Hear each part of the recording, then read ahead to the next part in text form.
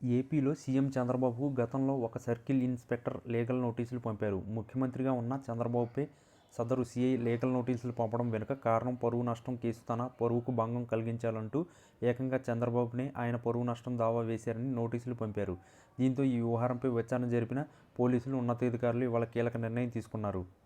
2019లో పులివెందులో మాజీ మంత్రి వైఎస్ వివేకానందరెడ్డి తన సొంత ఇంట్లోనే దారుణ హత్యకు గురయ్యారు. అప్పట్లో పులివెందుల సీఐగా ఉన్న శంకరయ్య కడప ఎంపీ వైఎస్ అవినాష్ రెడ్డి ఇతరుల ఒత్తిడి కారణంగానే కేసులు నమోదు చేయకుండా ఘటన ప్రదేశాన్ని శుభ్రం చేయడం, ఆధారాలను చెరిపివేయడం వంటి చర్యలకు పాల్పడినట్లు ఆరోపణలు వచ్చాయి. దీంతో వివేక హత్య తర్వాత అప్పటి చంద్రబాబు ప్రభుత్వం శంకరయ్యను సస్పెండ్ చేసింది. కానీ ఆ తర్వాత వచ్చిన వైసీపీ సర్కార్ ఆయనపై సస్పెన్షన్ ఎత్తేసి సిబిఐ కూడా వివేక కేసు దర్యాప్తులో సీఐ శంకరయ్యను ప్రశ్నించిన వాంగ్మూలం తీసుకుంది.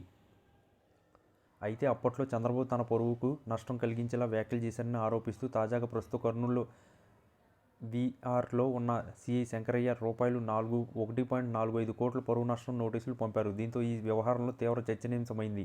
ఈ నోటీసులో శంకరయ్య చంద్రబాబు తనపై నిరాధారణ ఆరోపణలు చేయడమే కాకుండా తన ప్రతిష్టకు భంగం కలిగించేలా మాట్లాడారని తెలిపారు. కాబట్టి తనకు నష్టపరిహారం చెల్లించడంతో పాటు అసెంబ్లీలో బహిరంగంగా క్షమాపణ చెప్పాలని కూడా కోరారు. దీంతో పోలీసులు రంగంలోకి దిగారు. శంకరయ్యను క్రమశిక్షణ చర్య కింద సర్వీసుల నుంచి తొలగిస్తూ కర్నూలు రేంజ్ డీఐజీ కోయ ప్రవీణ్ ఉత్తర్వులు జారీ చేశారు.